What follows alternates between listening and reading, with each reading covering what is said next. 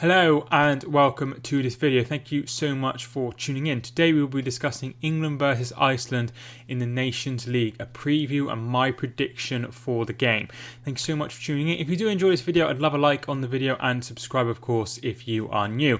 So this is the second instalment of the Nations League. The first one, England finished third. They finished third, beating I think it was Switzerland in the third place playoff after losing to Netherlands in the semi-finals. And Netherlands went on to lose to Portugal, who won the tournament in their home country. So that is how it finished last time. And England will have in their group Iceland, Denmark and Belgium. Belgium, of course, being a team that England faced twice during the 2018 World Cup, once in the group stages and losing, of course, and then once in the third place playoff and losing that as well. Iceland, of course, in 2016 beat England in the knockout stages of Euro 2016.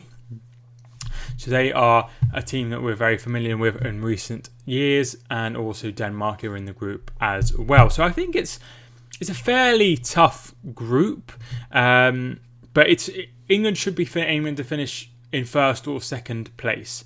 Now, we had a harder group last time with Croatia and Spain, and I thought when I saw that group we would get relegated. We won the group and we got to the semi-finals, as you are all aware.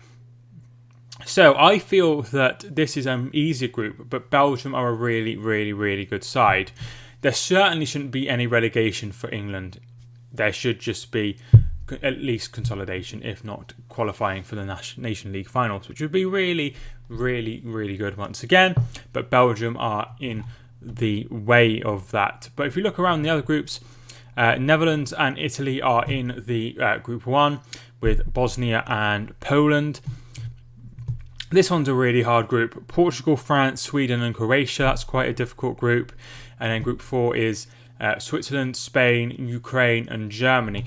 So that is what has happened so far. So we'll have a look at the national team current squad. So there has been a couple of changes from the last time, from when it was announced. So Jordan Pickford, Nick Pope and Dean Henderson are the goalkeepers. Jordan Henderson has been number one for the last few years under Gareth Southgate. However, there is a lot of contention about who will have the number one shirt. Nick Pope has had a very good season with Burnley, and Dean Henderson is off the back of a 2-year loan spell with Sheffield United, getting promoted in the first season from the Championship, and in the second season them having an amazing season, almost finishing in Europe. So that's really positive for Dean Henderson, and he's only 23, 3 years younger than Pickford and 5 years younger than Pope, and that makes me think that he could be the long-term goalkeeper for England, but I'm not sure if his time will be ready. I think Nick Pope will get the shirt, or he will stick with Pickford. I wouldn't be surprised if he stuck with Pickford, but I think Nick Pope should get a run out in at least one of these games. The defenders are as follows. Kyle Walker is back in the squad after missing out last time. Eric Dyer and Kieran Trippier. Michael Keane, Trent Alexander-Arnold, Joe Gomez, Tyrone Mings. And there is also an inclusion. This came after Harry Maguire was removed from the squad. This was due to the whole thing that happened in Mykonos in Greece, involving his sister and being arrested and trying to bribe the police and whatever have you. I'm sure it's been well covered and you've seen what has happened, but it makes sense for him not to be in this squad just because he's got that going on and he's been found guilty and now they're appealing it. He's not going to be in the right frame of mind to play football. I feel like that was a wise decision. And Connor Cody has been absolutely brilliant for Wolves this last few seasons, with Wolves getting into Europe a couple of seasons ago and having a decent time in Europe. They've got knocked out by Sevilla, of course, who went on to beat Manchester United and then beat Inter Milan. So they lost to the winners, but he's been very good. I think he deserves his call-up. We go into midfield and we find Declan Rice, Mason Mount, Harry Winks, James Ward-Prowse, Phil Foden, who is yet to be capped and is the youngest player in the squad. Oh, wait, no, Mason Greenwood is the youngest player in the squad.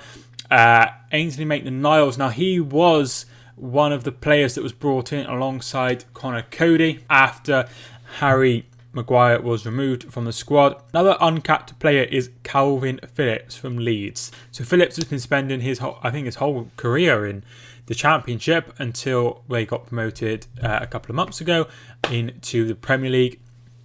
He looks really good. He looks really, really, really good, and I'm looking forward to seeing him in the Premier League, and I think he will probably leave Leeds at some point to go to a better club. And I've seen a lot of people be like, why isn't Grealish in the side? Like, Grealish should be in the side. Grealish should be in the side. And I get it. I think Grealish should be in the side as well. But Calvin Phillips and Grealish play slightly different positions. So they're filling different voids, if you know what I mean.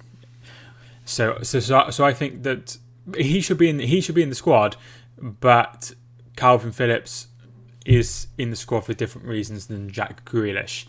So that is something to consider.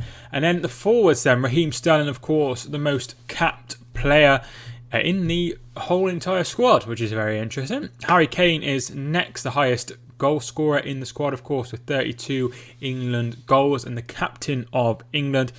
Marcus Rashford is third.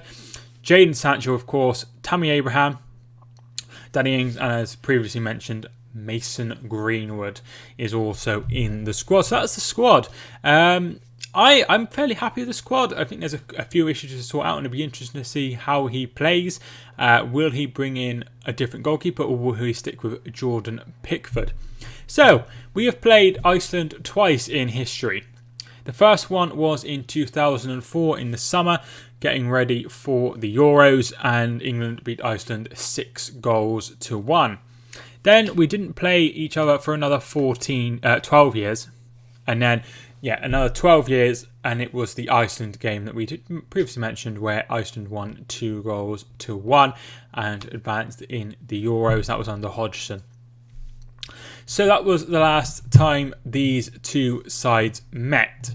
So, personally, I'm hoping that England really go for this tournament. It's a competition that they have a chance to win.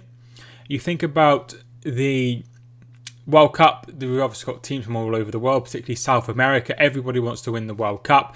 World Cup is going to be very, very tough to win. Next, we have the Euros. Obviously, it's just European teams, but I feel like it's a lot more higher standard than the Nations League, which I think everyone can agree with. And then this game is a chance for us to be able to try and get a trophy. How brilliant would it be for Southgate to get a trophy under his belt? And it would be great to win the Nations League. I know it's only the Nations League and nobody really cares about the Nations League. I think it's a good trophy.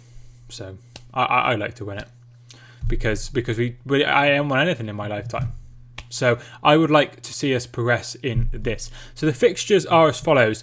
On the 5th, it's Iceland versus England and Denmark versus Belgium. On the 8th, it's Belgium versus Iceland and Denmark versus England. Those are the next two games. And then we come back in October for more international football. England versus Belgium at Wembley. And Iceland will face Denmark. On the 14th of October, England will face Denmark and Iceland will have Belgium. Then the 15th and the 18th of November are the final games. England are away at Belgium and Denmark face Iceland. That is on the 15th. And the final set of fixtures, Belgium versus Denmark and England versus Iceland to finish it off. Personally, I think the difference here is going to be if Belgium beat England home and away, then they're going through. I think that's going to be the difference. We have to try and better Belgium's our record against Belgium, and if we're better than Belgium over those two games, I feel like we will be able to get through into the semi-finals, which would be really, really, really brilliant. My prediction for this one, I think that England will win this game. Despite it being away, I do think England will win this game. England have a much superior squad to Iceland and should be looking at winning this game. I think it will be tight, and I think it will be quite a cagey affair, but I do feel England will have the difference, and I feel like the difference will come with some of the young, energetic players we've got, like Phil Foden and Mason Greenwood, could be the difference makers this time. So I'm going to go for a win for England. I'm going to go 2-0 to England, comfortable in the end, but a bit cagey in the opening sort of 25-30 minutes until England get the opening goal. So I'm going to go for an England win in Reykjavik. Thanks so much for watching this video. If you did enjoy this video, feel free to leave a like and subscribe. Of course, if you are new, I should be doing a review to this game if I have chance, and also a preview for the Denmark game as well. Thanks so much for watching this video. I'm really going to try and put up more content, so that is something for you all to look forward to if you did enjoy the video. Thank you for watching. My name is Mike, and I will see you soon.